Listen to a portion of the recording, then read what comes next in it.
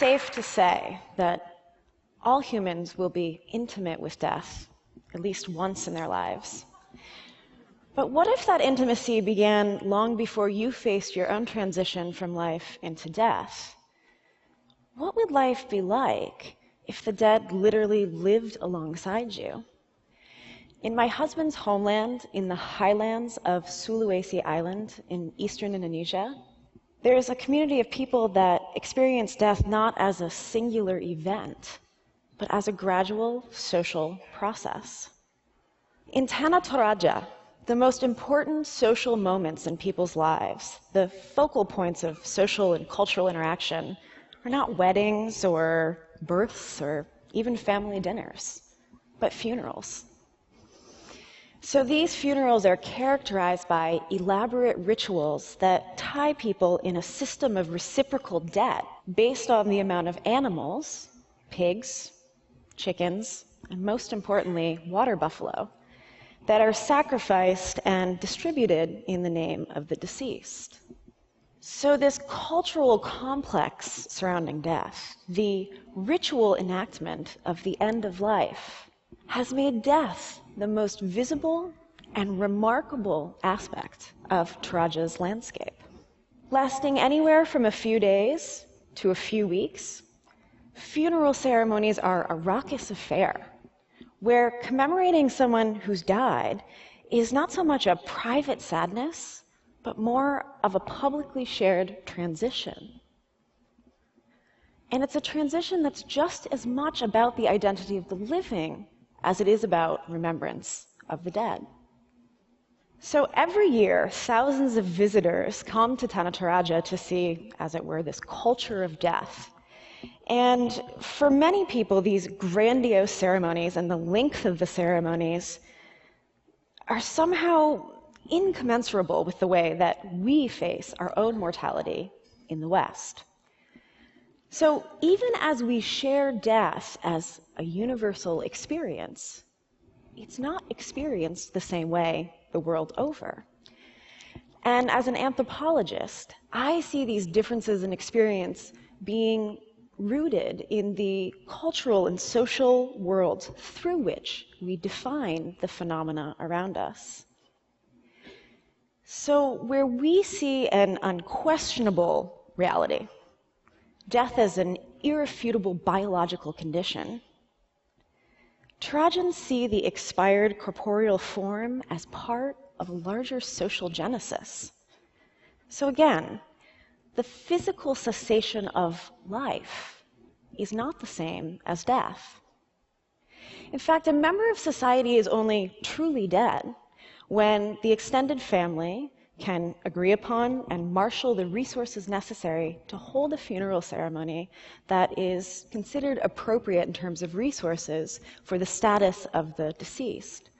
And this ceremony has to take place in front of the eyes of the whole community with everyone's participation. So after a person's physical death, their body is placed in a special room in the traditional residence, which is called a tongkonan. And the tongkonan is symbolic not only of the family's identity, but also of the human life cycle from birth to death. So essentially, the shape of the building that you're born into is the shape of the structure which carries you to your ancestral resting place.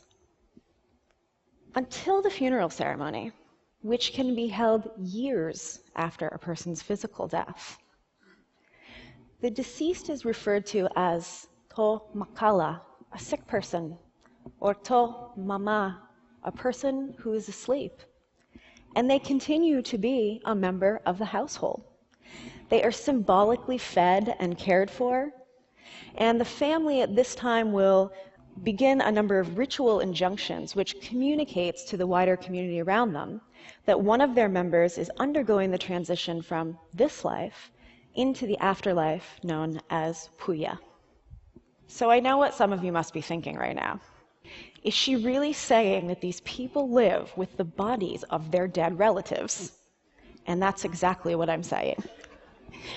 But instead of giving in to this sort of visceral reaction we have to this idea of proximity to bodies, proximity to death, or how this notion just does not fit into our very biological or medical sort of definition of death.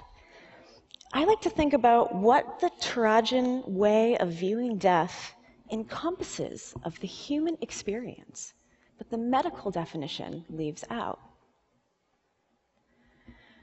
I think that Torajans socially recognize and culturally express what many of us feel to be true, despite the widespread acceptance of the biomedical definition of death. And that is that our relationships with other humans, their impact on our social reality, doesn't cease with the termination of the physical processes of the body.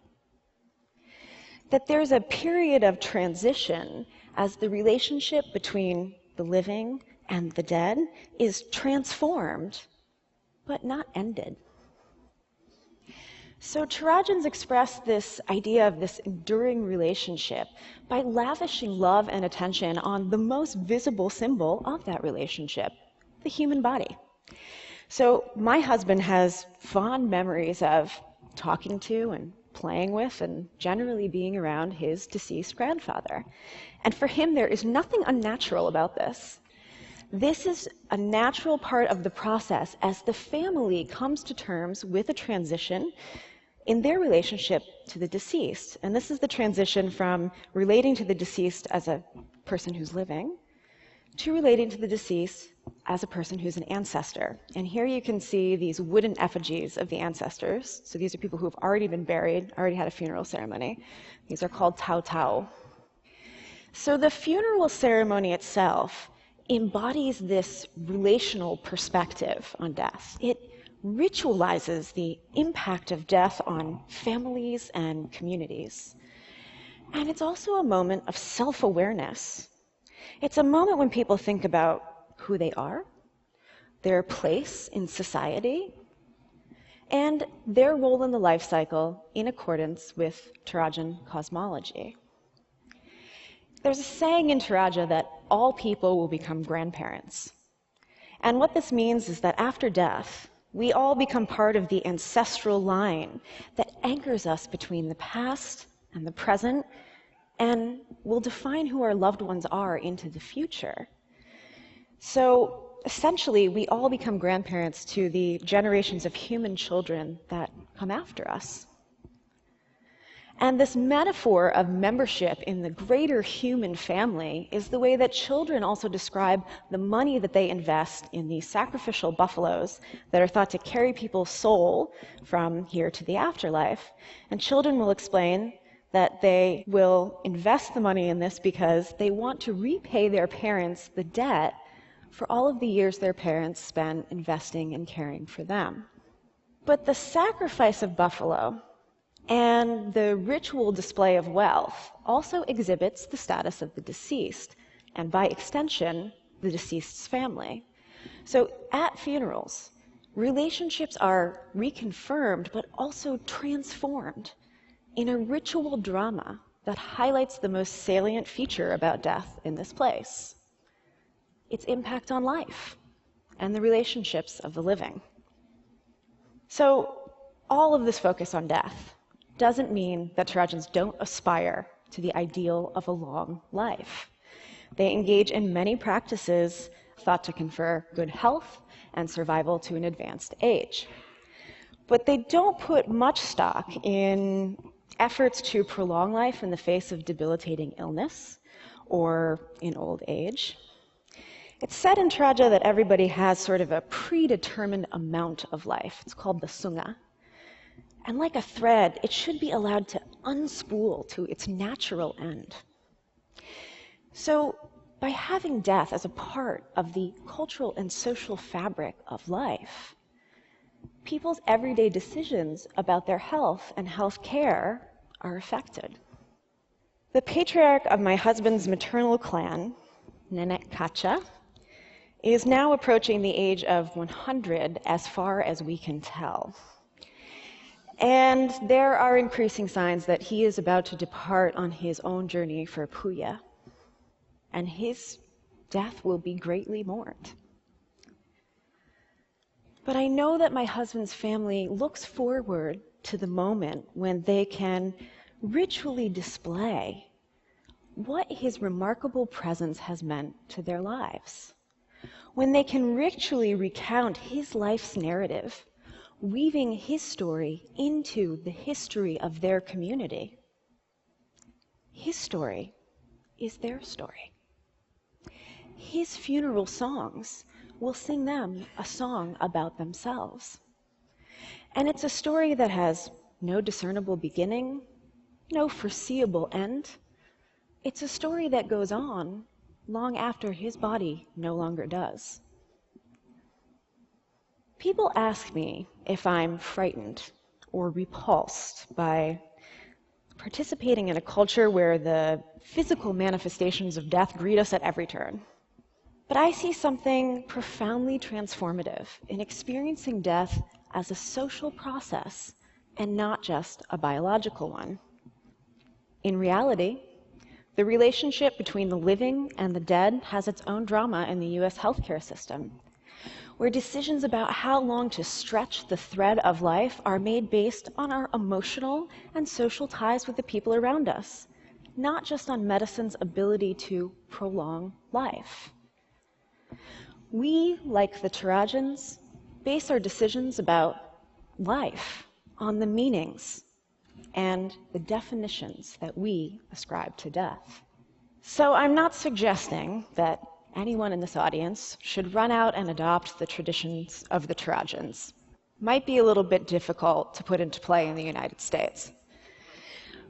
But I want to ask what we can gain from seeing physical death not only as a biological process, but as part of the greater human story. What would it be like to look on the expired human form with love? Because it's so intimately a part of who we all are.